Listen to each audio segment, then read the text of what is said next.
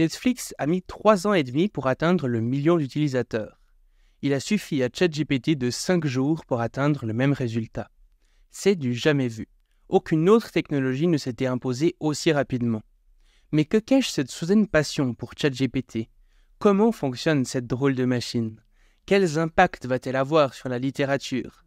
Assiste-t-on au réveil d'une intelligence artificielle autonome ? Aujourd'hui, nous allons répondre à toutes ces questions et bien d'autres avec Alexandre Geffen, critique littéraire et directeur de recherche au CNRS.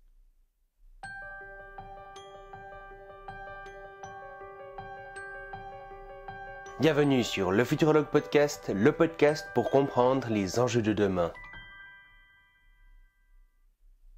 Du coup, pour commencer, je te propose de nous expliquer un petit peu comment est-ce que tu en es venu à t'intéresser à ChatGPT.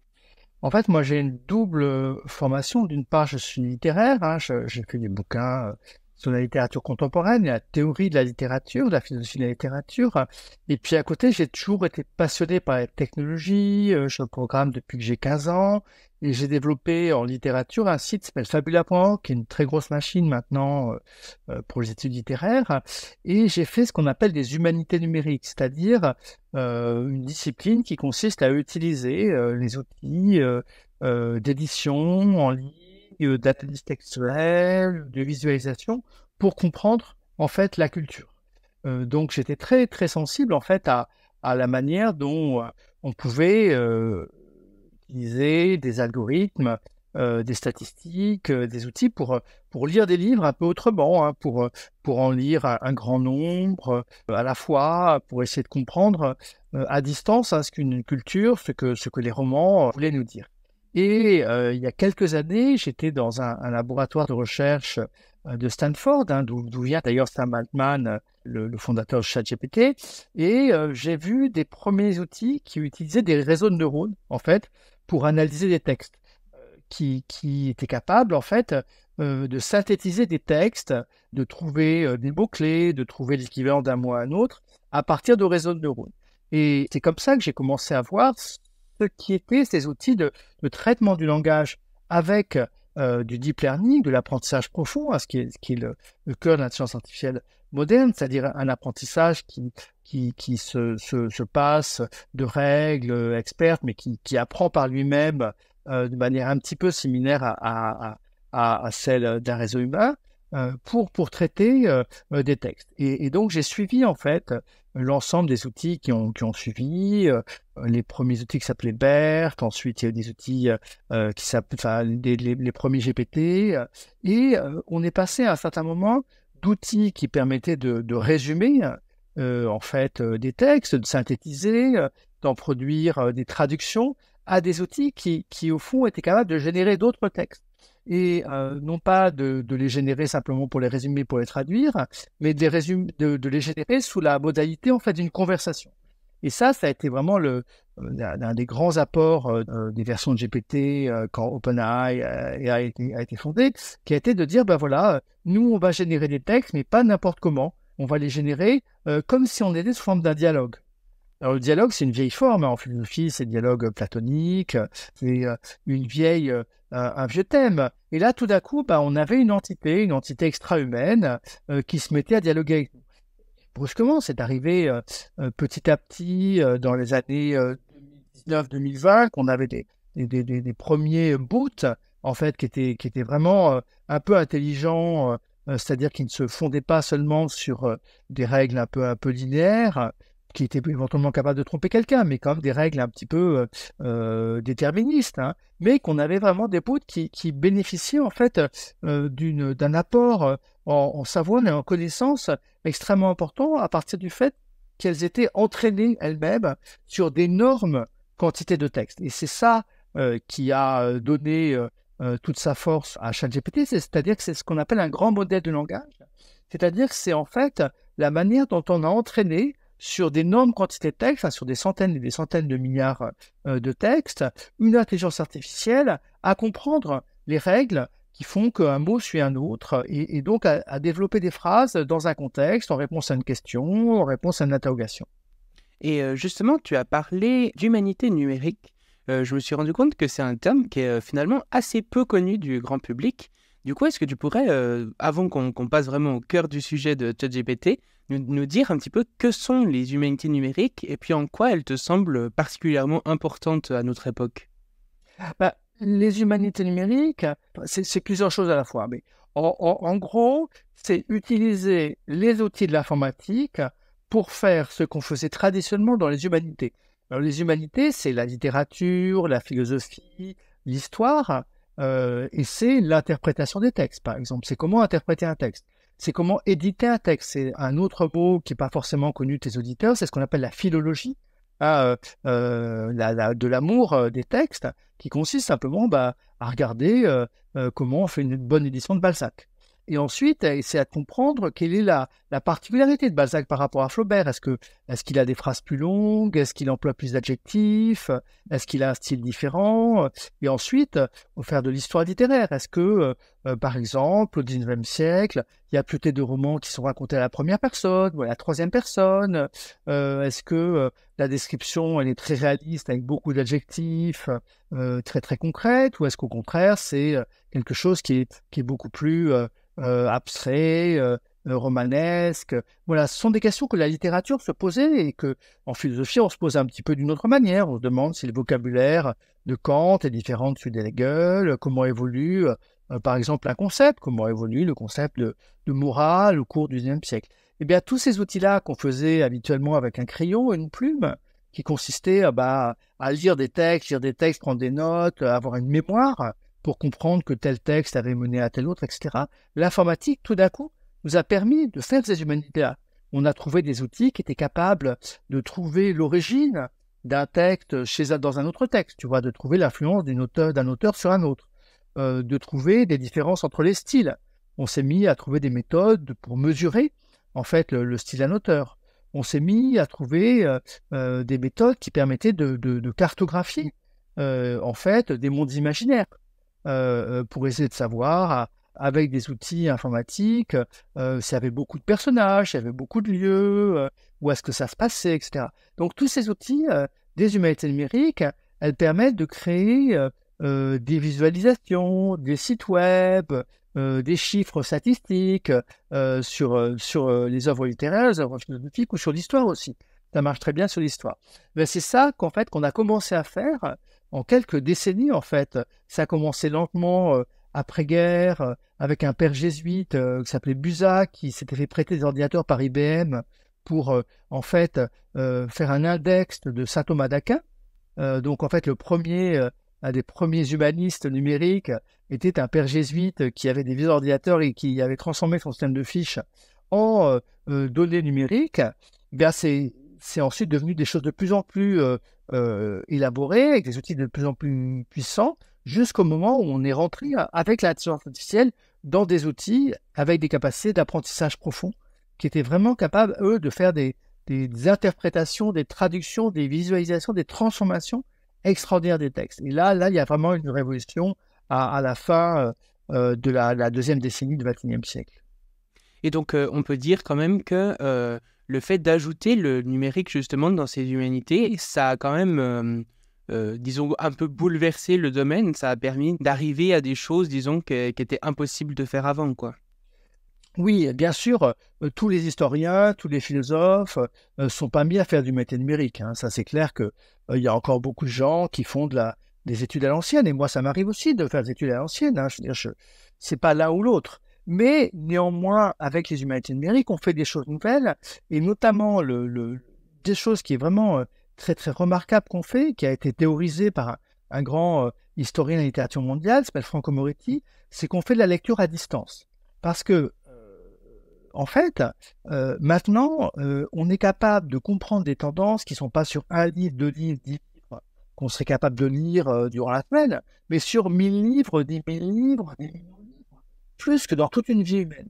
Et ça, même les érudits les plus cultivés, qui avaient des bibliothèques de 10 000 livres, ils n'en avaient pas lu 670 000, ils n'étaient pas capables de savoir comment le mot amour se formulait sur 660 000 livres. Donc ça, c'est vraiment très nouveau, ça s'appelle la lecture à distance. Ok, ouais. Et donc pour revenir un peu à ChatGPT, donc est-ce que tu pourrais déjà nous dire finalement un petit peu qu'est-ce que ça signifie le GPT? Parce que du coup, tu nous as dit que chat, ça signifiait que c'était sous forme de dialogue, mais le GPT derrière, qu'est-ce que ça signifie? Alors, GPT, ça veut dire génératif, ça veut dire que ça génère des textes. Donc ça, c'est le premier point fondamental. C'est pas une intelligence seulement passive, ça génère des textes comme, par exemple, DALL-E ou Midjourney génère des images. Donc, premier élément, c'est une intelligence qui produit, qui se met à parler, enfin, ou qui répond, hein, et donc qui produit des choses par elle-même, qui se contente pas de guider un avion en suivant des règles. Deuxième chose, c'est le P, hein, ça veut dire pre-train, ça veut dire que si elle génère des choses, c'est parce qu'elle est pré-entraînée, c'est-à-dire qu'elle a appris en fait d'énormes corpus, les règles extrêmement complexes qui font que lorsqu'on lui demande un calcul, lorsqu'on lui demande la date de naissance d'un personnage historique, eh bien, elle va trouver dans ces données la réponse à ta question. Et c'est donc cet entraînement que veut dire le P. Et ensuite, le T, c'est le transformer. Le transformer, c'est un petit peu plus compliqué à expliquer. Disons que c'est une manière qu'on a trouvée aux alentours des années 2018. C'est des ingénieurs de Google, en fait, c'est pas chez OpenAI, pour arriver à avoir des algorithmes capables de comprendre et de prédire la manière dont les mots s'enchaînent dans le langage, en fait. Parce que la méthode manuelle consistant à dire le mot, si je dis le ciel est bleu, il a de fortes chances de se trouver après le ciel. Ça marche dans des contextes simples. Mais lorsque je dois trouver le mot bleu par rapport à des centaines et des centaines de millions de contextes dans des phrases complexes, en fait, si je devais faire ça par des simples statistiques basiques, j'y arriverais pas.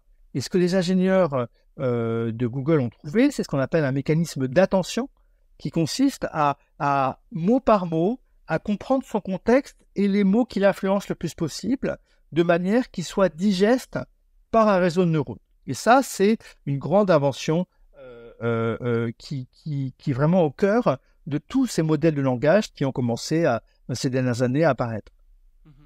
Et c'est notamment ça qui, quand ils montrent parfois des sortes de cartographie du langage que peuvent faire ces chatbots, est-ce que c'est justement ça, c'est grâce aux transformers? Les transformers sont capables de faire de la traduction, de l'explication, de l'écriture de manière très très efficace. Très très efficace. L'article de Google s'appelle Attention is all you need. L'attention, c'est tout ce dont vous avez besoin. Qui explique vraiment une méthode de calcul, en fait, qui permet de voir quels mots ont un rapport avec tel mot, y compris quand il y a des centaines de milliers de mots, et que les relations sont très complexes. En fait, c'est simplement cette méthode-là, c'est un article qui fait 20 pages, et qui a tout transformé en traitement automatique du langage en intelligence artificielle. Et quelque chose de très intéressant aussi, c'est que on a l'impression que tout ça, c'est des choses relativement récentes. Mais dans ton livre, tu dis que l'idée en fait de machines qui génèrent du texte ou de l'art, c'est quelque chose de vraiment pas nouveau.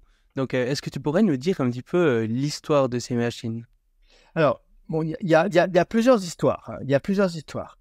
La méthode linguistique de Transformers, elle est nouvelle. Elle a quelques années, elle est très récente. Mais l'idée pour un linguiste que le sens d'un mot, ça dépend de son contexte, c'est déjà un peu plus ancien. Ça date des années 60, c'est ce qu'on appelle linguistique distributionnelle, où on s'est dit, le sens d'un mot, la meilleure manière de définir le sens d'un mot, c'est regarder les mots qui l'entourent, en fait. C'est les probabilités que tel ou tel type de mot entoure un mot qui en définit ce sens. Et si tu vas plus loin, l'idée de pouvoir générer du langage par des machines, c'est une idée qui est pratiquement aussi ancienne que ce qu'on appelle la cybernétique. La cybernétique, c'est ce qui a précédé l'intelligence artificielle, c'est-à-dire des machines qui vont exécuter des ordres logiques et faire des opérations logiques sans l'aide de l'homme. Très tôt, la cybernétique, ça s'est beaucoup développé après-guerre dans des applications qui pouvaient être des applications militaires, de décodage des codes. Hein. C'est ce qu'a fait Alan Turing contre le code allemand Enigma. Mais très vite, l'idée que ça pouvait servir à créer des textes, c'est apparu très très vite. Dès les années 50-60, on commence à imaginer des machines à traduire et les écrivains, ils commencent à se dire, voilà, nous on va inventer des machines qui vont écrire pour nous. Alors au début, c'est des trucs très très très simples, hein, avec des mots qui apparaissent au hasard, avec des systèmes de règles très très simplistes, mais bon, c'est capable, on est capable d'avoir des machines qui sont par exemple l'auteur d'un alexandrin, ou voire même d'un sonnet, parce qu'ils ont compris les règles du sonnet. Alors c'est très prévisible, hein, c'est beaucoup moins riche que ChatGPT, parce qu'il y a un vocabulaire limité, parce que les règles de codage sont beaucoup plus simples, mais dès les années 50, en fait, on a imaginé l'idée d'avoir des robots créateurs, hein, c'est quelque chose qui est très important. Et en fait, si on va avant la naissance de la cybernétique, avant l'intelligence artificielle, lorsque les gens rêvaient, en fait, d'avoir des machines qui étaient des machines créatrices, en fait, on peut remonter très très loin. Hein. On peut remonter très très loin. Le premier auteur qui a imaginé une machine à écrire qui remplacerait un écrivain, c'est Jonathan Swift, l'auteur des Voyages de Gulliver, au XVIIIe siècle. Et Jonathan Swift, il avait été fasciné par les métiers à tisser. Les métiers à tisser, c'est au fond l'ancêtre des ordinateurs modernes, parce qu'on met une sorte de programme et le métier, il va tisser quelque chose.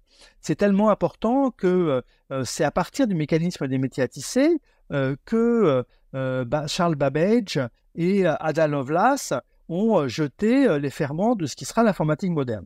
Eh bien, Jonathan Swift, écrivain, se dit, voilà, on va faire une sorte de métier à tisser, des textes, des idées automatiquement. Et il dessine dans les Voyages de Gulliver, il y a un petit dessin d'une sorte de schéma, hein, de quadrillage, de mots qui pourraient être manipulés par un métier à tisser. Et donc, dès que ces métiers à tisser apparaissent, ils inspirent les écrivains en disant c'est des textes qu'on va tisser. Hein. D'ailleurs, texte, ça veut dire tissu. Et si on va plus loin encore, il y a des légendes très anciennes, hein, de robots, d'androïdes qui parleraient tout seuls. C'est des légendes qui sont connues dès le Moyen-Âge. Dès le Moyen-Âge, on imagine des robots guerriers, mais on imagine aussi des robots qui ont réponse à tout, en fait. Alors bien sûr, là, il n'y a même pas de machine, il n'y a même pas de mécanique, il n'y a rien, c'est juste une imagination qui permet d'écrire. Mais en fait, dès qu'on commence à comprendre les mécanismes de la logique, parce que ces premiers rêves de têtes qui répondraient toutes seules aux questions que leur pose, elles sont contemporaines du moment où le Moyen-Âge commence à comprendre les règles de la logique humaine, et à essayer de les formaliser en disant si ceci est vrai et telle chose n'est pas vraie, eh bien tel résultat sera comme ceci, comme cela.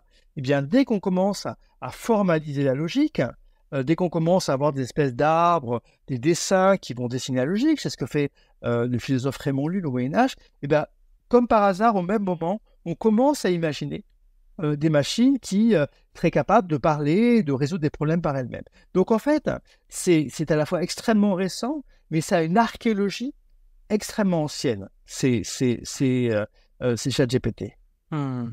Et est-ce que tu penses que justement avec ChatGPT et les autres gros modèles de langage qu'on voit apparaître, on va assister à un véritable bouleversement de la littérature telle qu'on la connaît, que ce soit pour peut-être des romans, mais aussi peut-être pour de la non-fiction? Est-ce qu'on peut imaginer des livres qui seront entièrement écrits par des outils comme ChatGPT, ou est-ce qu'il faut plutôt imaginer qu'ils vont nous aider à écrire des livres? Ou qu'est-ce que tu penses? Quel changement dans la littérature ces outils vont apporter? Alors, c'est la question qu'on m'a déjà posée une bonne centaine de fois. Pour le moment, c'est des outils assez intéressants pour nous aider à rédiger des trucs. Mais il leur manque beaucoup d'éléments pour être capable de raconter vraiment une histoire intéressante. Qu'est-ce qui leur manque? D'abord, le premier élément, c'est que une histoire intéressante, s'il n'y a pas quelque chose qui est un peu provoquant, s'il n'y a pas de sexe, s'il n'y a pas de violence, bah, c'est pas très intéressant à lire. Or, ChatGPT, pour des raisons qui tiennent à la volonté des créateurs d'en faire un outil grand public, accessible aux enfants, est très très censuré. C'est-à-dire qu'il n'y a jamais quelque chose qui puisse choquer, qui puisse être violent, qui puisse être érotique, qui puisse être amoureux, etc. Donc ça veut dire déjà que la machine a créé des histoires, elle va créer que des histoires qui vont être un petit peu fades. Ça, c'est le premier élément. Mais ça pourrait être facilement corrigé. Ensuite, il y a des problèmes techniques. En dehors de ces problèmes de morale, si tu veux, de moralisation de ChatGPT, le problème technique, c'est que pour le moment, les modèles de langage, eh bien, ils sont entraînés sur la capacité à structurer sur quelques pages, en fait. Ils sont pas capables d'avoir une mémoire longue, complexe, de ce que, par exemple, un personnage pourrait faire, de la manière dont un autre personnage peut lui répondre. Et là, il y a de vraies limites techniques assez considérables, parce que être capable de maintenir la cohérence d'un personnage, ne serait-ce que pendant tout un chapitre et tout un livre, ça demande en fait des ressources technologiques qui sont extrêmement élevées et franchement, on n'y est pas. On n'y est pas du tout. Ça demanderait au fond aussi que ChatGPT ait une espèce de conscience de ce que c'est que la psychologie humaine. Pour le moment, on en est à des règles psychologiques assez basiques. Il est capable de comprendre des comportements sur des petites histoires qu'on lui raconte. Mais être capable de raconter le devenir psychique de quelqu'un, c'est c'est une autre histoire. Clairement, ce qui manquerait sans doute à ChatGPT, c'est peut-être une vraie connaissance du monde, une vraie expérience. Parce que, en fait, ChatGPT, il est entraîné sur des milliards de mots et des millions de livres qui existent précédemment. Mais en fait, il ne connaît rien du monde, il n'a aucune expérience originale. Donc, en fait, il a vraiment pas grand-chose d'original à nous raconter. Il peut introduire un petit peu de hasard, il peut mêler les livres, mais la nouvelle histoire contemporaine de quelqu'un qui se confronte à une nouvelle problématique, ChatGPT, il peut pas nous l'apporter parce qu'il n'est pas dans le monde. Il vit pas ce qui est en train de se passer. Il n'a pas l'expérience, je sais pas, quelqu'un qui irait, un écrivain qui irait raconter la guerre de l'Ukraine, qui parlerait de la question de MeToo, tu vois, pour vous donner quelques exemples de la rentrée littéraire. Il n'est pas capable de raconter ça parce qu'il n'a pas d'expérience du monde. Donc, il n'a pas de construction d'un personnage, il est très censuré, il n'a pas vraiment de nouveautés, de nouvelles choses à dire parce qu'il n'est pas connecté au monde. Les obstacles pour avoir vraiment quelque chose qui ferait vraiment un roman intéressant sont tout à fait considérables. Là où ChatGPT peut nous aider, en revanche, c'est pour un écrivain. Un écrivain peut s'en servir une fois qu'il a imaginé par exemple une scène, il peut demander à ChatGPT de l'écrire. Ou un petit scénario. C'est pour ça que les scénaristes américains ont très peur, parce que pour faire des petits scénarios un peu basiques et des petits dialogues un peu attendus, un peu déjà vus, mais bon, qui marchent, qui peuvent suffire, là, ChatGPT est capable de le faire. Donc des courts textes idiomatiques, un peu classiques, un peu prévisibles, ça, les IA le font très bien. Et on voit que ces technologies avancent très rapidement. Est-ce que tu penses que ces barrières techniques qui restent justement avant que on puisse créer typiquement un livre pertinent ou un scénario entier, c'est quelque chose qui pourrait arriver dans les prochaines années ou on est encore vraiment très loin? Écoute, il y a à la fois des barrières technologiques qui tiennent à la capacité computationnelle pour raconter une histoire longue à cause des fenêtres d'apprentissage qui sont courtes, mais il y a des problèmes plus fondamentaux, à savoir que il faut que l'IA soit assez puissante pour se représenter l'histoire d'une vie humaine ou une expérience humaine vraiment intéressante. Et ça, je pense qu'on n'y est pas. Disons, peut-être une dizaine d'années pour avoir une histoire un petit peu longue. Ok. Et souvent, on entend que des spécialistes du domaine nous dire que finalement, on a tendance à un peu trop anthropomorphiser peut-être ChatGPT, et puis qu'en réalité, ces IA font que simuler ou imiter, elles vont simuler l'intelligence, le savoir, les sentiments, la compréhension, mais que c'est juste la simulation, qu'elles ne sont pas réellement capables de toutes ces choses. Toi, c'est quoi ton point de vue sur cette question? C'est une question délicate parce que, effectivement, si je demande à ChatGPT si le soleil est beau en Italie, il me rédige un texte sur le coucher de soleil à Rome, bah, il va simuler l'émotion de quelqu'un qui verrait le coucher du soleil sur l'Aventin à Rome. Bon. Euh, Maintenant, ça semblerait donner un espèce d'énorme écart, hein, et ça conduit les gens à parler de ces outils-là comme des perroquets, en fait des perroquets statistiques qui font que reproduire ce que les hommes ont déjà dit sur le monde. Mais néanmoins, ça ne prend pas en compte plusieurs choses. La première chose que ça ne prend pas en compte, c'est le fait que nous-mêmes, en fait, on reproduit en permanence les discours d'autrui. C'est-à-dire que il suffit de voir comment un enfant apprend à parler, hein. Un enfant, il apprend à parler en répétant. Et puis, c'est pareil pour beaucoup de choses dans notre vie, hein. On répète des choses qu'on a déjà vues, qu'on a déjà entendues.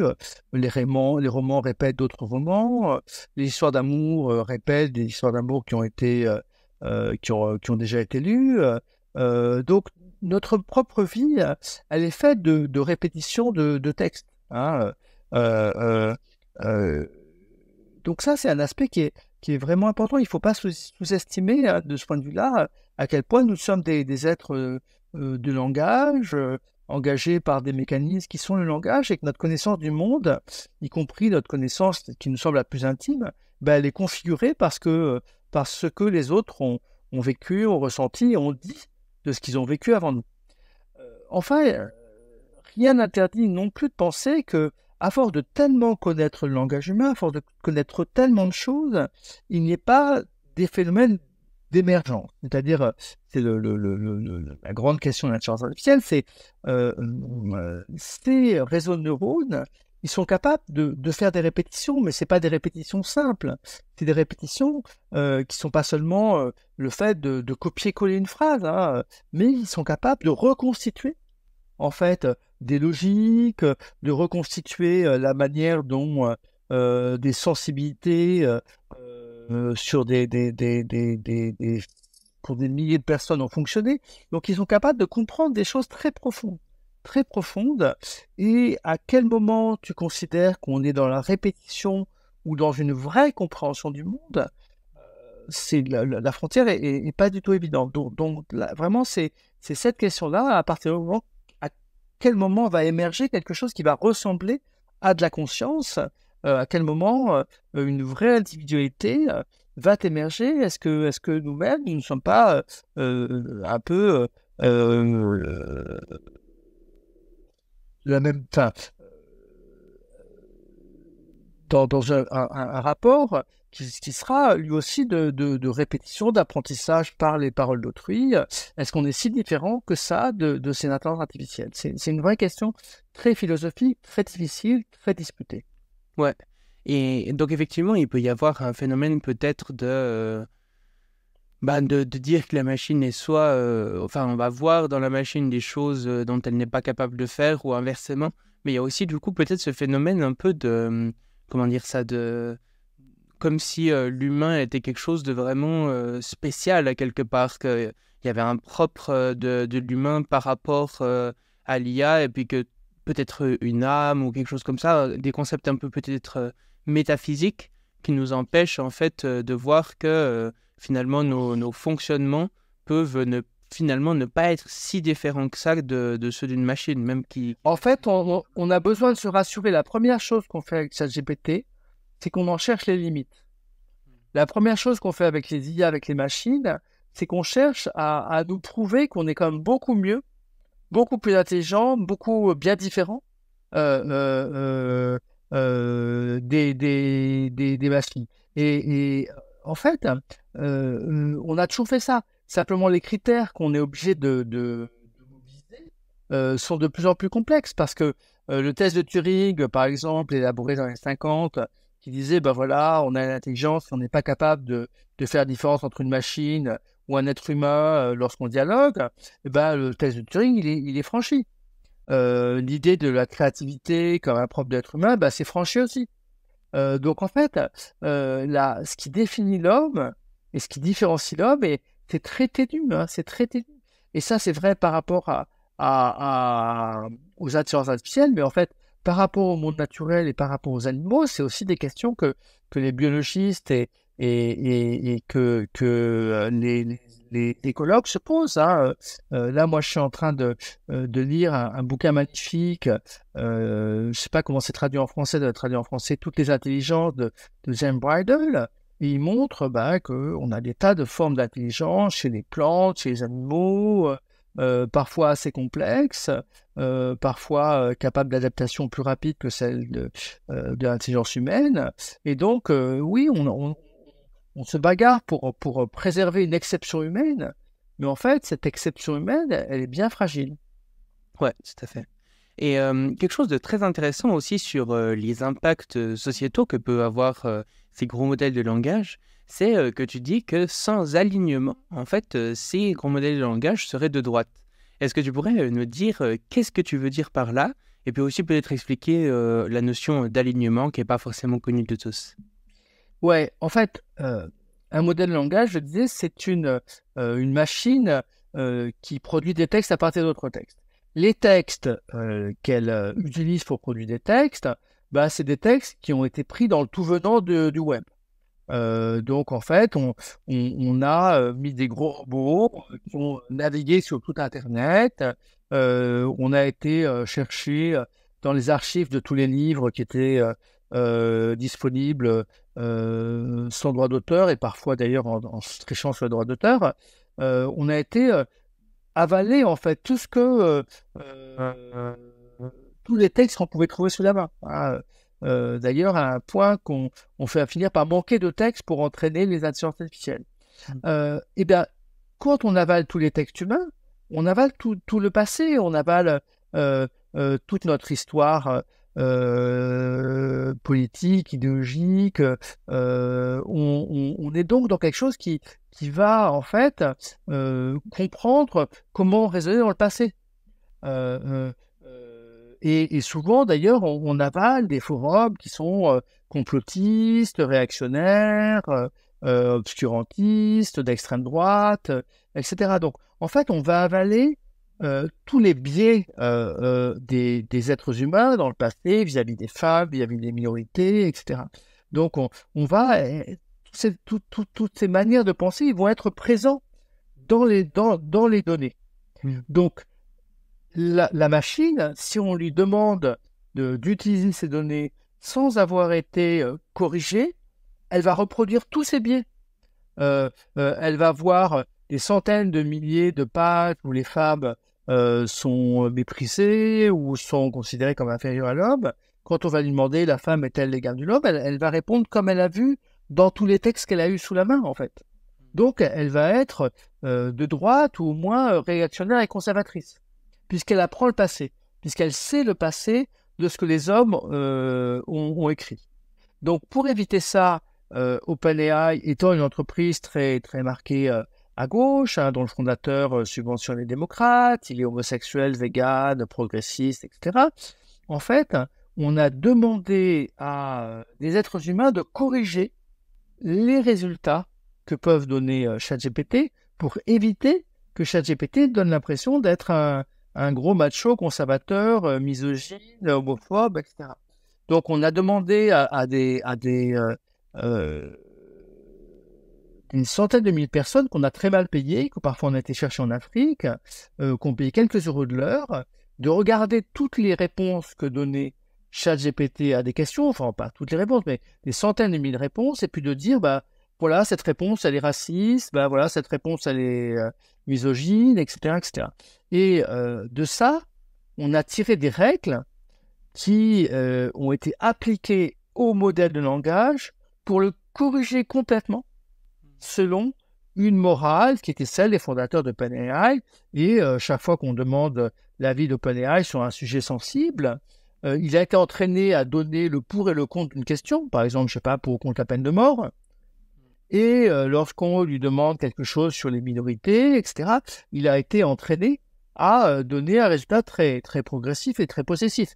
C'est pour ça que un magazine de droite, d'extrême droite comme Valeurs Actuelles, avait fait un titre sur l'intelligence artificielle qui serait woke. En fait, elles sont pas spécifiquement woke. Elles ont été entraînées par leurs promoteurs pour ne pas être biaisées et pour promouvoir au contraire des valeurs d'égalité, d'insertion, d'inclusion. Et du coup, on pourrait très bien voir peut-être d'autres groupes, notamment justement Elon Musk qui avait dit aussi que ChatGPT était trop woke à son goût. Peut-être vont créer des IA qui seront plus conservatrices ou réactionnaires. Ouais, il suffit de ne pas les corriger, hein. Il suffit de pas les corriger, ou alors il suffit de les entraîner. Un modèle de langage, on peut l'entraîner sur des textes qui vous semblent correspondre à vos valeurs, hein. Il y a des IA très amusantes qui ont été entraînées sur les textes de Marx, qui vous donnent le point de vue de Marx, hein. Si j'entraîne une IA sur la Bible et tous les textes bibliques, ben, il va vous donner le point de vue chrétien, hein. Donc, en fait, une IA, elle est très, très contrôlable. Il suffit de lui dire sur quoi elle va baser ses réponses. Et donc c'est vrai qu'aujourd'hui, ChatGPT, c'est un peu le phénomène médiatique qui a explosé, mais peut-être que dans le futur, on verra aussi une diversité de modèles de langage très différents qui seront adaptés un petit peu à tel ou tel besoin, peut-être des IA plus spécialisées dans les domaines médicaux, des IA plus spécialisées dans la théologie ou ce genre de choses. Mais ça existe déjà. Moi, j'ai sur mon iPhone l'application Chat with Jésus. C'est très facile à faire avec ChatGPT, hein. Il suffit de mettre ce qu'on appelle un pré-prompt et il va vous répondre comme quelqu'un ou comme quelqu'un d'autre. Oui, les intelligences artificielles sont de plus en plus personnalisables. Beaucoup d'entreprises vendent des intelligences artificielles qui sont faites, par exemple, pour faire du support commercial, du support technique, hein. On en développe en médecine. Et des applications tout à fait étonnantes émergent. Il y a une application qui me trouble et que je trouve particulièrement impressionnante, c'est ce qu'on appelle l'intelligence artificielle de mémoire, hein, qui vont poursuivre la vie de quelqu'un. En fait, on va entraîner un modèle de langage sur les emails, les textes, les paroles de quelqu'un qui est mort. Et en fait, il va continuer à répondre, à comprendre le monde comme quelqu'un qui est mort. Et donc, c'est une sorte d'éternité, hein, à laquelle on va accéder. On ne vivra pas, mais tout ce qu'on a écrit eh ben, va servir à une IA qui va simuler notre existence après notre mort. C'est le transhumanisme. Ouais. Et dans ton livre, et même dans la discussion qu'on a eue ici, j'ai l'impression qu'à plusieurs passages, tu sembles un petit peu déçu finalement que ChatGPT soit peut-être un peu trop bridé, peut-être trop bien pensant. D'ailleurs, tu parles justement de censure plutôt que de parler de modération, ce genre de choses. Qu'est-ce que tu penses de ça? Est-ce que tu penses que ChatGPT est trop bridé ou est-ce que tu penses que justement le fait de faire cet alignement pose certains problèmes ou pas particulièrement? Si tu veux, c'est comme une série sur Netflix. Quand elle est grand public, destinée à un public mondial, parfois on peut trouver qu'elle prend pas assez de risques, qu'elle va pas assez loin, qu'elle est trop consensuelle, que ça manque de sexe et de mauvais sentiments, ou d'une analyse complexe de l'être humain. Donc, on a une attente, hein, effectivement, qui fait qu'on aimerait bien avoir des modèles de langage non censurés ou pas trop, en tout cas pas selon une normativité un petit peu linéaire. C'est pas compliqué. Ça. Par exemple, on parle beaucoup de l'utilisation de ChatGPT dans les sites de rencontres. Voilà. Comment séduire quelqu'un, un mec avec une IA qui va avoir des mots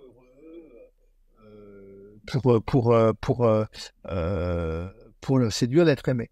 Le problème, c'est que c'est toujours un petit peu fade, quoi. Ça manque d'originalité, ça manque de piment. Donc c'est vrai qu'on on aimerait bien avoir une IA qui soit capable d'écrire des textes littéraires ou d'écrire des paroles, des buzzwords, des tweets qui soient un petit peu plus péchus et un peu plus risqués. Et simplement, ça, les créateurs ne le veulent pas parce qu'ils veulent une intelligence artificielle qui soit accessible à tout le monde, y compris aux enfants. Mhm. Et du coup, selon toi, ce serait quoi un petit peu la solution pour arriver à ça? Dans le sens où, justement, tu le disais, sans alignement, les IA peuvent avoir des propos très problématiques, etc. Du coup, on se dit qu'il ne faudrait pas avoir des IA sans alignement, il faudrait quand même quelque chose. Mais en même temps, c'est ça qui l'abride un peu. Comment est-ce qu'on pourrait faire? C'est compliqué. Moi, je crois qu'en fait, ce qui est important, c'est que les IA et les modèles de langage vont se différencier. OpenAI a pris de l'avance, en fait. Hein. Clairement, Google n'arrive pas encore à les rattraper.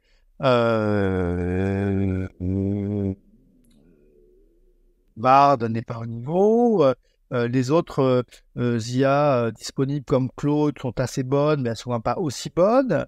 Donc, pour le moment, ChatGPT impose ce modèle et sa formule, hein, cette IA grand public, très censurée, etc. Mais pour les chercheurs ou pour d'autres utilisateurs plus curieux, des IA non verrouillées de haut niveau vont émerger dans les années qui viennent, hein, c'est clair. Alors ensuite, c'est potentiellement dangereux. Hein. C'est un vrai outil très complexe à gérer. Une IA, par exemple, serait parfaitement capable de t'expliquer comment construire une bombe atomique. Ou comment fabriquer une bombe, enfin sauter un avion, par exemple, ou un poison, hein, par exemple. Donc, qu'est-ce qu'on fait? Soit on censure tout, on verrouille tout, si c'est possible, soit on accepte le risque, et dans ce cas-là, quand tu auras pour la première fois un attentat ou un meurtre commis avec l'aide d'une IA, tout le monde va tomber sur les créateurs des IA. C'est vraiment un problème très délicat, qui s'est posé à plusieurs moments sur le net. Hein. Est-ce qu'on va interdire, je sais pas, la publication de schémas permettant d'imprimer avec une imprimante 3D une arme automatique comme ça se fait aux États-Unis? Moi, je crois que la censure est rarement la bonne solution et qu'elle est rarement applicable. Donc, je doute qu'on soit capable de contrôler complètement les IA. Un des grands cas qui est en train de se poser, c'est la Chine. La Chine vient de lancer il y a quelques jours une IA alternative à ChatGPT en chinois. Et pourquoi ils ont mis autant de temps alors que c'est vraiment un acteur majeur maintenant? C'est que en fait, il fallait que l'IA elle soit complètement contrôlée, complètement censurée. Il fallait surtout pas que lorsqu'on lui demande ce qui s'est passé à Tiananmen, lorsqu'on lui demande quelque chose, une analyse substantielle et contradictoire de Xi, lorsqu'on lui demande l'histoire de Taïwan, il ne fallait surtout pas que ça donne le moindre résultat qui soit contraire à ce que le régime voulait. Et donc, c'est une IA qui est extraordinairement censurée sur tous les sujets, sur les mœurs, sur la politique, sur l'histoire, sur l'économie, etc. Et dans un pays, effectivement, comme la Chine, le monde arrive à être encore très verrouillé. En Occident, où on a quand même des traditions beaucoup plus libérales, où il y a une concurrence d'IA, où il y a des hackers qui peuvent hacker des IA ou créer leurs propres IA, je ne suis pas sûr qu'on arrive à maintenir ce degré de censure hallucinant que les Chinois ont pu mettre dans leur machine. Et toi, globalement, quand tu observes un peu tous ces impacts que ça a justement sur la société ou que ça va avoir dans le futur, qu'est-ce que tu te dis? Est-ce que c'est quelque chose qui, de façon globale, t'enthousiasme ou est-ce que ça te fait plutôt peur? Est-ce que tu penses qu'un monde sans ChatGPT et ces autres modèles de langage serait mieux qu'avec? Quel est ton avis en fait là-dessus? Bon, je pense que c'est totalement vain en fait de raisonner comme ça. Je pense que aucun outil technologique n'a pu être arrêté par une décision abstraite. Hein. Je veux dire, on peut pas arrêter le progrès, on peut pas arrêter un outil technologique, un outil qui vous fait gagner du temps et qui vous permet de faire des choses que vous ne faisiez pas autrement. Rien ne peut l'arrêter, quoi. Rien ne peut l'arrêter. on peut au mieux l'encadrer, et encore c'est pas du tout facile, comme je disais. Donc je pense que la question de savoir s'il faut faire un moratoire sur l'IA, comme on l'a demandé, malheureusement, l'appel à faire un moratoire sur l'IA n'a été suivi aucun résultat. La concurrence est effrénée et on n'est absolument pas dans une logique où on pourrait mettre des freins. Alors l'Europe essaye d'encadrer juridiquement et je pense qu'on peut encadrer un certain nombre de choses, mais arrêter le développement des IA, leur rôle et leur impact sur l'emploi, par exemple, ça paraît totalement hors de portée. Il est impossible de remplacer le remplacement d'un certain nombre de métiers, de traducteurs, toute une série de métiers de conseil, en assurance, en banque, certains trucs de programmation aussi vont être remplacés par des IA. Donc ça serait totalement vain d'essayer de revenir en arrière ou d'imaginer un monde alternatif où on puisse empêcher les gens de développer leur logiciel. C'est absurde. Ouais, donc finalement, tu penses qu'il y a une sorte d'inertie qui a été créée, une course qui s'est lancée. Et puis finalement, aujourd'hui, ce qu'on peut faire, c'est peut-être essayer de faire en sorte que ces outils aient les meilleures conséquences possibles. Mais en tout cas, ouais. En fait, l'Europe, qui n'est pas à l'origine des IA, qui a quand même pas mal de retard là-dessus, on n'est vraiment pas très glorieux. Ce que l'Europe au mieux peut faire, c'est en encadrer en fait les usages. C'est tout ce que l'Europe peut ambitionner, encadrer les usages et espérer que les propositions européennes soient respectées. On est ce qu'on appelle une puissance législative, c'est-à-dire que notre puissance n'est pas de créer des IA, mais on peut donner des cadres d'usage relativement respectés, en faisant peur aux grandes sociétés du net. Et effectivement, c'est sans doute là que y a une marge d'intervention possible, mais pas sur le fait d'arrêter le développement des IA. Et toi, tu penses que ça va relativement bien se passer? Est-ce que ces pouvoirs politiques, etc., vont réussir justement à faire diriger ces technologies dans une direction plutôt pertinente? Ou bien est-ce que tu crains que justement ça puisse déboucher à des gros problèmes? C'est très, très, très, très difficile. Je ne sais pas si tu as vu au cinéma le film Oppenheimer, qui montre à quel point c'est extraordinairement difficile pour les scientifiques de s'assurer que le développement technologique qu'ils ont initié va aller dans la bonne direction. C'est vraiment très, très... c'est une question à laquelle je ne peux pas répondre. La seule chose que je peux te dire, c'est que sans doute, l'Europe a quand même les moyens législatifs de contraindre les géants de la Silicon Valley à respecter un certain nombre de règles. Oui. Et quelque chose que j'ai trouvé très intéressant aussi dans ton livre, c'est que on voit que beaucoup de gens fustigent un peu le danger potentiel d'une IA générale qui serait capable de faire plusieurs choses en même temps, là où aujourd'hui on a des IA qui sont relativement spécialisées. Mais toi, dans ton livre, c'est pas particulièrement la position que tu défends. D'aller de dire qu'il pourrait quand même y avoir des dangers liés à ces IA, pas forcément tout de suite, mais en tout cas, tu rejettes pas l'idée, j'ai l'impression. Quel est ton avis un petit peu sur ces nouvelles IA qui pourraient apparaître, ces IA générales? Tu peux pas empêcher la montée en puissance des IA.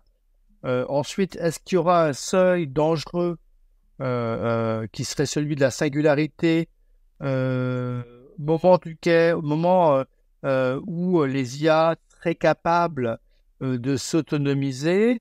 À un moment, il faudra vraiment réfléchir de près à cette question-là et de bien vérifier que ces IA capables d'être autonomes et d'agir sur le monde, de pouvoir, je sais pas, commander des systèmes complexes, voire des systèmes militaires, et ben que ces IA-là, elles seront parfaitement encadrées. Là, il y a clairement un gros enjeu, en fait, là-dessus. Et puis, est-ce que tu as l'impression, justement, qu'on qu'on sous-estime un peu ce risque-là, même chez les spécialistes du sujet, qui souvent vont dire non, mais il faut se concentrer sur les enjeux actuels ou ce genre de choses. Mais par exemple, des gens Non, ils vont dire que les IA générales, c'est un peu, comment dire, qu'on s'imagine des choses qui sont pas réelles, qu'elles vont pas être méchantes, etc. Là aussi, on passe notre temps à imaginer depuis des décennies à travers la science-fiction, à euh,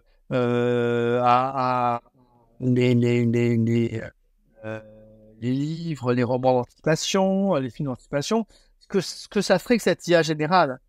On y réfléchit beaucoup.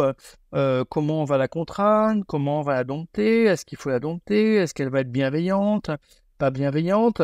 C'est un sujet d'une immense méditation pour tout le monde, les philosophes, les éthiciens. Donc, je veux dire, c'est pas comme si on n'y réfléchissait pas et que c'est pas comme si on n'avait pas peur. Hein. Je veux dire, le scénario à Terminator, les scénarios d'autonomisation des IA, on passe notre vie à y réfléchir. Et même ChatGPT-4, avant ChatGPT-4, alors qu'on est quand même très très très loin d'une IA générale, ils ont quand même fait passer un certain nombre de tests à ChatGPT pour voir si ChatGPT ne serait pas capable de générer son propre code, de s'augmenter et ne pourrait pas partir à s'auto-engendrer de plus en plus complexe et de plus en plus puissante. Ils ont testé GPT-4 contre ça, tu vois, un peu de la même manière dont un sniper, lorsqu'on a fait exploser la bombe atomique, c'est bien raconté dans Oppenheimer, que toute l'atmosphère s'enflamme et qu'une seule bombe détruise toute la planète.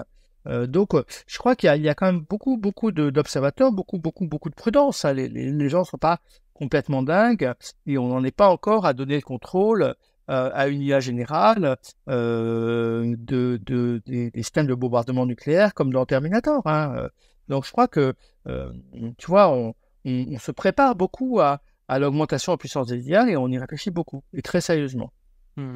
Et pourquoi est-ce que tu dis que, selon toi, l'IA générale n'est pas pour tout de suite? Qu'est-ce qui te laisse penser ça? Je pense qu'il y a un moment pour avoir une IA générale qui ressemble vraiment à ce que ça serait l'intelligence humaine générale. Il faudrait qu'elle soit connectée au monde, qu'elle ait des capteurs, qu'elle ait une sensibilité. Et ça, on en est encore loin. C'est-à-dire que ça manque à l'IA. Et ce qui manque sans doute à l'IA, c'est aussi la capacité à faire des vrais raisonnements logiques. Parce que l'IA, elle est statistique. En fait, elle peut pas, elle n'a pas de raisonnement causaux du genre si je lance ma balle sur une vitre, la vitre peut éclater. Elle ne sait pas ça. Mon fils de 4 ans, il le sait que s'il lance très fort, s'il tape très fort sur une vitre, la vitre elle peut éclater. L'IA, la seule chose qu'elle peut savoir, c'est que en lisant énormément de textes sur la propriété des vitres, énormément de textes sur le fait qu'on lance un truc dessus, la vitre peut éclater, mais c'est pas très efficace, c'est pas très économique. Donc sans doute, ce qui manque pour qu'on ait une IA générale, ça serait d'avoir des propriétés que l'être humain a, que l'intelligence humaine a, qui sont des règles de raisonnement logique simples et assez robustes, hein, assez efficaces. Hein, et puis, d'un autre côté, avoir aussi un ancrage sensible dans le monde. Et ça explique comment parfois les voitures autonomes font des grosses gaffes, se plantent, parce qu'elles manquent de cette structure logique, en fait. Elle n'a pas de logique, elle n'a que des probabilités. Pour finir, je voulais te poser une question qui n'a pas grand rapport, mais j'ai vu que tu avais écrit un livre aussi justement sur est-ce que finalement un peu la littérature est une affaire de politique? Et je me demandais du coup, quelle est un petit peu la thèse du livre et puis qu'est-ce que tu y défends à l'intérieur? En fait, mon autre métier à côté de faire de l'humanité numérique et de m'intéresser aux nouvelles technologies, c'est d'observer la littérature contemporaine et je trouve que la littérature française est extraordinairement riche, qu'on a vraiment des voix très très très variées, qu'il s'agisse d'avoir des romans sociaux, des romans amoureux, des romans sur l'écologie, des romans féministes. Et donc, j'essaie de décrire cette littérature-là. On a plusieurs centaines de livres qui paraissent à chaque rentrée littéraire. Beaucoup sont absolument passionnants. Et une des grandes questions qui s'était posée pour moi, c'était de savoir si les écrivains, ils pensaient à travers tous leurs essais, tous leurs récits, avoir encore un effet sur le monde, un pouvoir sur le monde. Est-ce qu'ils pensaient encore qu'ils pouvaient changer la société? Ou est-ce que simplement ils écrivaient pour le plaisir de lire et de la distraction, du divertissement? Donc, ça a été un peu le début de ce livre qui est une enquête, en fait, où j'étais demandé aux écrivains s'ils pensaient qu'un livre, c'était aussi un peu politique. Ce dont je me suis rendu compte, c'est que les écrivains, ils étaient plus comme à l'époque des grandes idéologies marxistes, par exemple, à penser qu'ils allaient faire des grands romans sociaux qui allaient imposer le communisme et convertir tout le monde, comme par exemple Sartre voulait le faire. Mais en revanche, que sur des sujets de société, que sur des questions écologiques, que sur des questions d'inclusion, de sensibilité aux migrants, de sensibilité à des tas de questions vraiment importantes pour notre société, les écrivains pensaient qu'ils avaient un pouvoir qui pouvait influencer les consciences, qui pouvait permettre aux gens de comprendre des situations et peut-être de changer leur comportement. Et donc, de ce point de vue-là, leur œuvre était d'une certaine manière politique aussi. Mais moi, ce que Ils n'avaient pas besoin, en fait, tu vois, Annie Ernaux, elle n'a pas besoin, en fait, de dire je vais voter je vais voter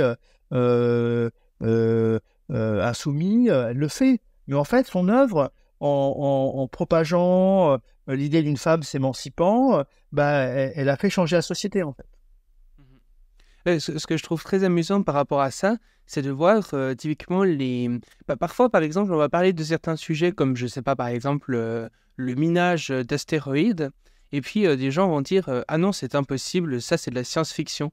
Et je trouve assez amusant cette réflexion, parce que finalement, on voit, sans rien dire du minage d'astéroïdes ou quoi que ce soit, mais on voit quand même dans l'histoire que beaucoup de choses qui étaient dans la science-fiction se sont précisément réalisées. Parce que ça a ouvert les imaginaires de plein d'inventeurs, de plein de chercheurs. Ouais, on a besoin de fiction, en fait. On a besoin de fiction parce que toutes les sociétés humaines ont fabriqué des récits, des contes, des histoires, etc. Parce que ça permet d'anticiper des situations. Ça permet de comprendre qu'est-ce qui peut se passer si tout d'un coup on passe de l'autre côté de la rivière, on va dans l'espace, on fabrique des machines intelligentes, on donne le pouvoir aux femmes, on s'intéresse autrement aux animaux, toutes les avancées possibles des sociétés humaines, on les fait, mais on les accompagne de discussions, de représentations, maintenant de films, de séries. On a vraiment besoin de la fiction pour connaître les choses, parce que c'est comme ça qu'on peut s'éduquer, qu'on peut anticiper, qu'on peut discuter, qu'on peut prévoir, qu'on peut contrôler notre avenir. La fiction nous sert à contrôler notre futur. Tout à fait. Et finalement, du coup, la dernière question que je pose à toutes les invités, c'est finalement si tu étais sur une scène avec un micro dans la main et avec l'humanité entière face à toi, et que tu pouvais leur passer un message, leur dire quelque chose pendant quelques minutes, c'est quoi le message que tu aimerais leur faire passer? Mon Dieu. De ne pas opposer la culture et la technologie. Moi, c'est quelque chose qui est très, très, très important pour moi. De ne pas opposer la technologie et la nature. De ne pas opposer trop brutalement l'homme et la machine. De voir comment la machine tient de l'homme et l'homme tient de la machine. Et de faire attention à des discours caricaturaux et des oppositions trop, trop brutales entre le passé et le futur, entre les différentes formes de vie. Et donc, ça sera un discours effectivement de réconciliation et d'attention que je voudrais donner. Parce que tu as l'impression qu'aujourd'hui, justement, on voit ce genre de discours très en confrontation entre ces deux domaines? Le danger, c'est de faire des espèces de grands partages. Les hommes sont tout bien, les machines sont toutes dangereuses, le passé est à jeter, il n'y a que l'avenir qui compte, la technologie nous fait peur, et réfugions-nous dans les relations humaines. Et je crois qu'il faut être sensible aux continuités à la diversité, en fait, des formes de vie, des formes d'intelligence, des formes d'action, et que c'est ça l'intelligence, en fait, peut-être. Fantastique. Merci Alexandre. Merci beaucoup à toi.